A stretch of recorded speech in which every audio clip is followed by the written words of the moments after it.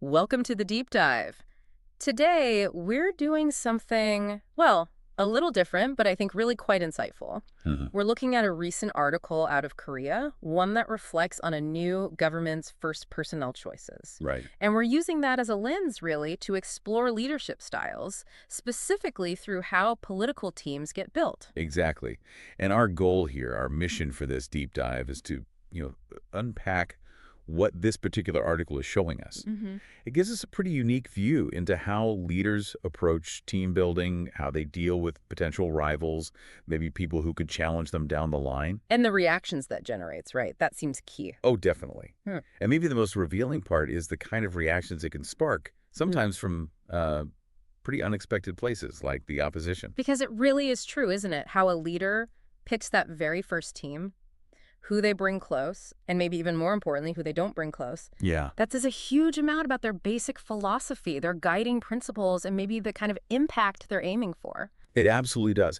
And what jumps out right away from this source material is this idea that those first cabinet picks, the initial staff, they aren't just, administrative boxes to tick. No. They're seen, widely seen, as a signal, a real window into the philosophy, the principles that the new administration plans to run on.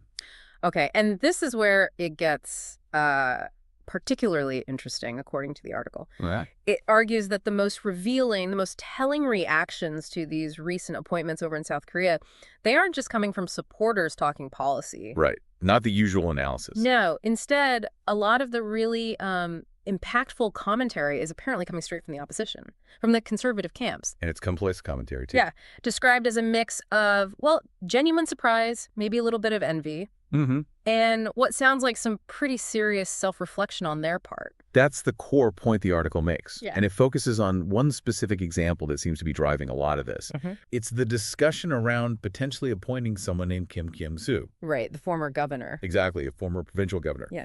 But, crucially, he's described explicitly as a clear potential presidential contender. Okay. And, importantly, from within the same broad political family as the party now taking the lead. So bringing a potential future rival right into the tent, potentially into a big job like Minister of Interior and Safety?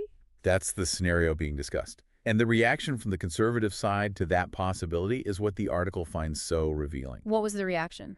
Well, it quotes Jang Seong-chul, who's identified as a conservative commentator. Okay. And he apparently admitted that making appointments like that, pulling people with their own presidential ambitions into key roles, right at the start, he said it's really not easy for any new president to do. Yeah, I can imagine that takes some confidence. Or maybe a particular strategy. Right. And then the kicker, the part that really catches your attention, Mhm. he apparently followed up by saying, quote, "I really envy it." Wow. Envy it.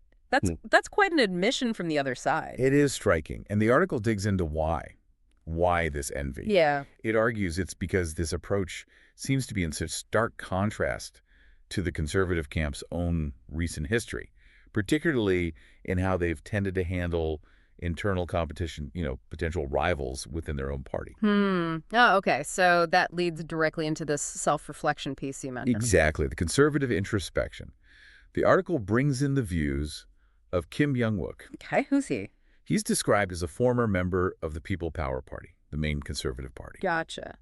And he apparently looks back at the last, say, 3 years within his own party and uses some pretty strong language. He describes it as being marred by self-inflicted violence. Self-inflicted violence. Oh, That's yeah. potent phrasing. What did he mean by that? Well, as the article presents it, he draws this really pointed comparison. On one side, he talks about what he sees as maybe a productive Democratic Party, one that, in his view, seems to nurture talent and encourage, mutual respect among colleagues, even competitors. Right. Fostering the bench, so to speak. Sort of. And then he contrasts that with what he calls a consumptive PPP, his own party. Consumptive. How so? He feels it became too focused on loyalty to just one dominant leader. Mm-hmm. And that this focus came at the cost of, well, his words were ostracizing others, pushing people out or aside. And did he give examples? Because that's a strong claim. He did, according to the source. He didn't just make the claim, he pointed to specific instances from the past few years that he believes illustrate this self-inflicted violence. Like what? Things like actively working to eliminate potential party rivals right after the presidential election. Okay. Then later, pushing out the party leader who many actually credited with helping win that election. I remember some of that turmoil. And even after they sort of engineered a new party leader, one they presumably preferred, eventually moving to sideline that person too. So a pattern of internal conflict, essentially. That's how he seems to frame it. And it leads him to ask this really thought-provoking question, almost rhetorical, looking back. What's the question? He basically asks, could things have gone differently over these last 3 years? Specifically, he wonders if the party and government had been set up differently. He throws out names like, what if Hong Jin-pyo had been prime minister? What if Yoo Son-min was deputy PM for the economy? And what if Lee Jae-myung had remained party leader? Wow. Those are all major figures, some with their own ambitions or seen as rivals at times. Exactly. And the article interprets that question. The implication seems pretty clear. Which is a deep sense of regret. Regret over missed opportunities, maybe. About the costs, the damage done. When a leader starts viewing potential competitors inside their own team, not as, valuable comrades or assets. But as enemies. Right. As threats that need to be neutralized or pushed out. Okay, so let's flip back to the other side then. Lee Jae-myung's approach, as seen through this article, they use this term Young-in-seol. Yeah, Young-in-seol. It's a Korean term, roughly translates to something like the art of employing people or personnel management strategy. Okay. And the interpretation of his early moves, this Young-in-seol, is? The message it seems to send, according to this analysis, is quite specific. It's not just about filling slots. It's seen as a deliberate choice, a strategy to bring competitors, even potential future rivals, into the fold, into the cabinet, into key roles, making them partners. And the goal of that would be? The interpretation is that it's aiming for both dynamism and stability. Okay. How so? Dynamism from having talented, potentially ambitious people involved. Stability, perhaps, by integrating them into the governing structure, giving them stake. Yeah. It suggests a leadership view that goes beyond just consolidating the leader's personal power. It's about the whole party, the potential government. That sounds very different from the alternative described. Well, and the article explicitly contrasts it with what it calls a one-man dominance system. Right. This Young-in-seol approach, as depicted here, seems to be striving for something more like maybe a government as a platform. A platform. Explain that. Like a structure where capable people, even those with their own ambitions, can actually compete based on their merits, use their skills, contribute effectively. I see. So less about absolute personal loyalty to the leader at the top. And more about building a broader base of talent and letting them operate. That's the fundamental difference highlighted in the article. It's presented as a different model from one that relies almost solely on, say, one leader's charisma or demands unwavering personal allegiance above all else. So when you boil it down, the picture this article paints is one of a really sharp contrast playing out right now in South Korean politics. A very clear one, yeah. On one side, you have this narrative of a party pushing away former colleagues, maybe diminishing its own talent pool through internal fights. Right. The consumptive model Kim Kyung-soo described. Exactly. And then on the other side, you have what looks like a deliberate effort to actually expand the talent pool, to bring potential competitors in, embrace them, integrate them. And the article suggests this difference isn't just, political maneuvering. No, it suggests this stark difference really prompts bigger questions. Questions about what effective modern leadership actually looks like. Especially how a leader deals with internal competition, internal dissent, maybe? Precisely. How that posture towards internal dynamics shapes the future, the health, the vitality of the whole organization they're leading.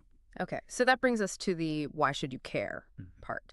Why does this specific deep dive into a Korean political situation matter for our listeners who might not follow Korean politics day to day? Well, because it's a fantastic case study, really. It goes way beyond just Korea. It offers these incredibly valuable insights into really fundamentally different ways of leading, of building a team. And these apply anywhere you have high stakes, a business, a community group, a nonprofit.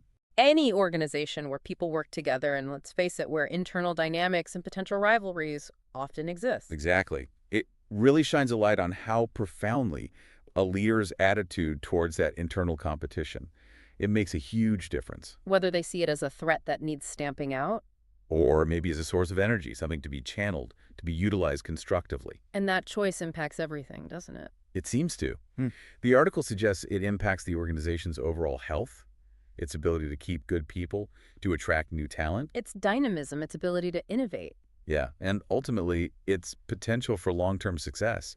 It's really about recognizing the strategic value or the potential strategic cost that comes with how leaders choose to manage different views and potential rivals within their own team. Okay, so if we were to sum up the core takeaway, the central contrast presented in this article. I think it's that clear divergence in leadership styles we've been talking about. Right.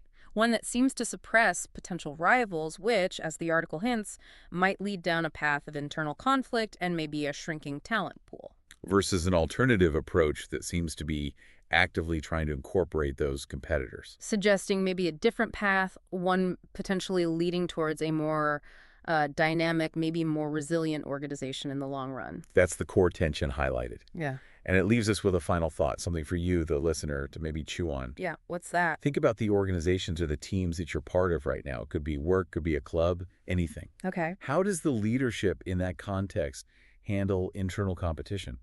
Or just differing perspectives, strong alternative viewpoints? That's a good question. And then take it a step further.